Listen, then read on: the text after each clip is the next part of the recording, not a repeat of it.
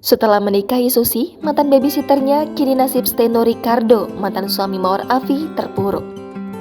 Steno Ricardo mengaku tengah kesulitan ekonomi hingga meminta Mawar Afi menjual mobil.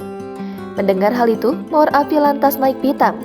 Kesabarannya menghadapi Steno Ricardo bak sudah tak bisa ditahan lagi. Diketahui setelah 8 tahun menikah, Mawar Afi menggugat cerai Steno Ricardo karena telah berselingkuh dengan pengasuh anak mereka. Perselingkuhan Steno Ricardo itu pun kini telah berakhir dengan sebuah pernikahan. Tak lama setelah Steno Ricardo cerai dari Mawar Afi, ia menikah dengan Susi. Kini setelah 8 bulan menikahi Susi, nasib Steno Ricardo justru terpuruk.